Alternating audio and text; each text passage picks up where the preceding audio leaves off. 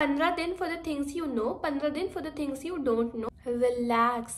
Chill guys, relax. Hi guys, welcome back to my YouTube channel. This is me, your very own Riza. And today I'm gonna be telling you all what to do after boards. First of all, a very hearty congratulations to all my brownies. You all have made through your boards and I am so happy and super proud of you, and you should be too. Appreciate yourself, enjoy and relax and celebrate guys. You have passed on a very crucial phase of your life, and I know your situation very well guys. Those sleepless nights and everything was so tough, right? But you still made it. Congratulations, kudos. So now I'll tell you what to do now since your boards are over. So अब तो और extra efforts करने हैं, right? CUET के लिए. First step, relax. Chill guys, relax करो. 1 अप्रैल तक मजे करो, एंजॉय करो, ब्रीथ, रिलैक्स. मत सोचो बोर्ड का रिजल्ट क्या आएगा, मत सोचो CUET में क्या करना होगा, कुछ प्रिपरेशन नहीं है, कैसे करें. 1 अप्रैल तक रिलैक्स, चिल, एंजॉय करो, spend time with your family, do everything you love and बस मज़े करो उतने दिन तक. बट ज़्यादा मज़े भी नहीं करने हैं. और ये मज़े करने को मैं इसलिए कह रही हूँ ताकि आप बाद में ये मत बोलो कि मेरे को बोर्ड के बाद बिल्कुल टाइम नहीं मिला, मैं CUET करने लगी इसलिए मेरा प्रिपरेशन इतना अच्छा नहीं हो पाया. हमें अच्छा नहीं हो पाने के लिए कोई एक्सक्यूज़ नहीं ढूंढना है, बिकॉज हमें अच्छा ही करना है. इसलिए रिलैक्स करो, चिल करो, एंजॉय करो. एकदम माइंड से हटा दो कि CUET भी कुछ होता है या बोर्ड का रिजल्ट भी कुछ होता है. एंजॉय, बस एंजॉय करो इतने दिन. बट 1 अप्रैल के बाद लग जाओ अच्छे से. सो 1 अप्रैल के बाद रिलैक्स बिल्कुल नहीं करना है. बोर्ड में you had a consistent and continuous practice of sitting for long hours. आप लॉन्ग आवर्स स्टडी कर लेते थे. सो आप उसको छोड़ो मत, ठीक है? मतलब इतना रिलैक्स मत कर लो कि आपकी हैबिट खत्म हो जाए. Maintain your habit. जो हैबिट बना के आए हो ना बोर्ड में, वो अब काम आने वाली है बहुत ज़्यादा. And I know very well कि बहुत टायरिंग है. लाइक अभी बोर्ड देख के आए हो, फिर 1 महीना फिर से एग्जाम के लिए पढ़ो. बट अगर आपने ये महीना पढ़ लिया ना तो आपको इतना अच्छा लगेगा. You will have no regret, ठीक है? आपको कोई रिग्रेट नहीं होगा. और अगर आपने 1 महीना नहीं पढ़ा हो अच्छे से, तो अगर आपने बोर्ड्स कितना भी अच्छा कर दिया हो, यू विल रिग्रेट. बहुत रिग्रेट होने वाला है. सो अगर रिग्रेट नहीं चाहते हो, B mature. Don't make any excuses कि बोर्ड के बाद फॉरेन एग्जाम था इसलिए मैं प्रिपेयर नहीं कर पाया. rather make it a blessing कि बोर्ड के बाद CUET था तो बस मेरे को रिवाइज करना था and I was very good to go. Because syllabus, I don't know how many time I have told you, but syllabus is almost the same. Like 90% syllabus is almost the same. CBSE के लिए तो 99% is same. 1 अप्रैल तक break लेने के बाद start कर दो पढ़ना. और अब पढ़ाई कैसे स्टार्ट करनी है I will tell you. Board में आपका एक गोल था ना, जैसे अचीव करना था. जैसे आपका एग्जाम 7 डेज बाद था तो आप एक टाइम टेबल बनाते थे कि अब इतने दिन मुझे ये पढ़ना है और फिर एग्जाम दे देना है. वैसे ही आपको CUET के लिए एक टाइम टेबल बनाना होगा, ठीक है?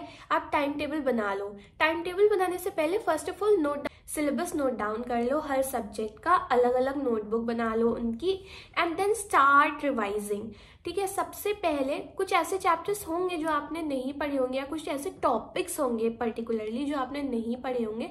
So keep them for last. अभी क्या पढ़ो, जो आपको बहुत अच्छे से आता है उसे रिवाइज करना स्टार्ट करो. जो आपको आता है ना उससे रिविजन स्टार्ट करोगे तो आपका मेजर चंक आपका हो जाएगा लाइक 15 to 20 डेज में. तो आपको क्या होगा, मोटिवेशन आएगा. अगर आप स्टार्ट कर दोगे उन सब चीज़ों से जो आपको नहीं आती होंगी तो थोड़ा डिमोटिवेट हो जाओगे, क्योंकि उसमें टाइम लगेगा कवर करने में, राइट?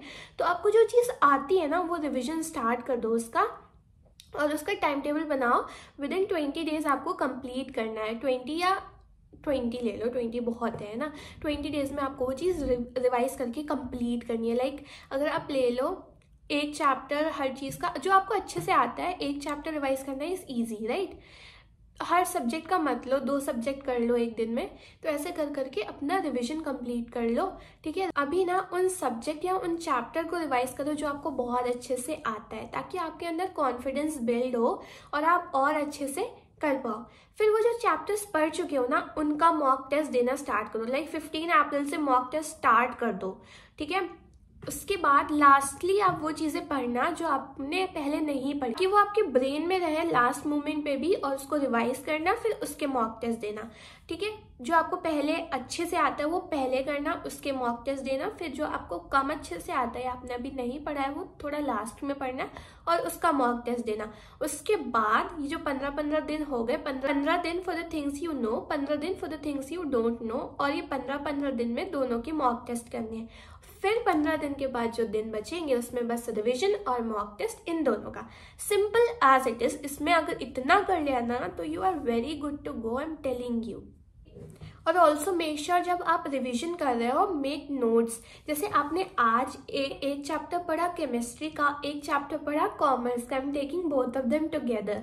ओके, तो क्या करना है, इनके नोट्स बनाने हैं। फिर next day when you are studying physics suppose and accounts, तो इन दोनों को पढ़ने से पहले you have to revise chemistry and commerce and then start with physics and accounts. ठीक है, तो क्या होगा, पहले ऐसे रिवाइज होता चला जाएगा, तो आपको एक्स्ट्रा मेहनत नहीं करनी पड़ेगी। क्यों लाइक इतना हार्ड वर्क क्यों करना है, थोड़ा स्मार्ट वर्क भी करो ना। ये नहीं कि आपने 15 दिन तो अच्छे से पढ़ लिया लेकिन उसके 15 दिन बाद आप भूल गए हो आपने क्या पढ़ा।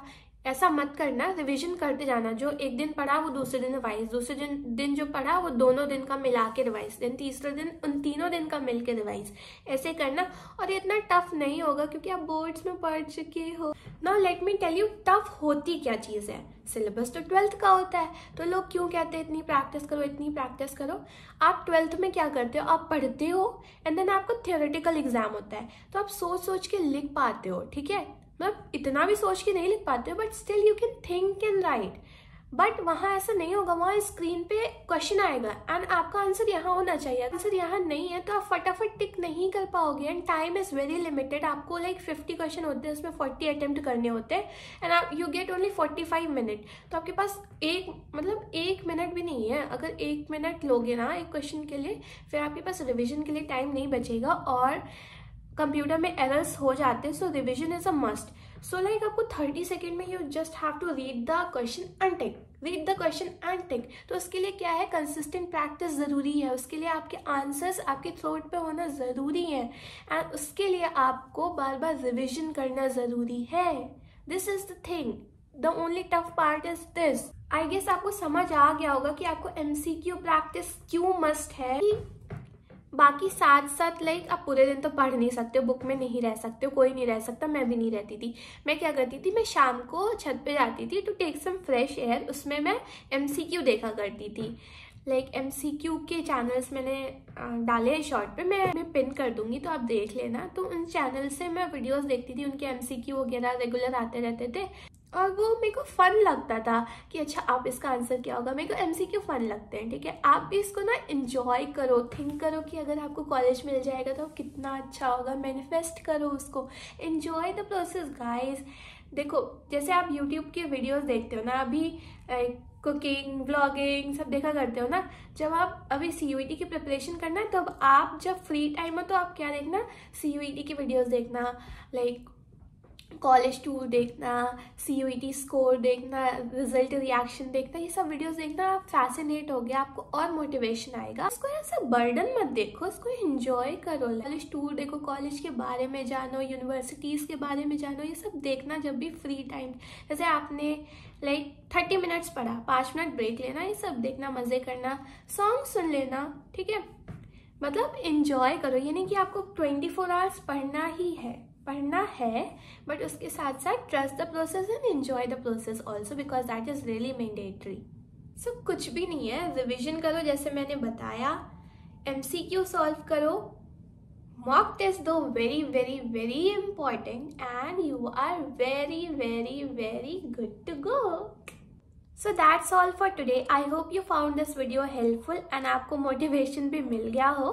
If yes, do like this video, comment down below. If you have any query, I will surely answer that. Please subscribe to my channel since I am helping you all grow. Please help me too. Bye bye guys. Take care. Peace out.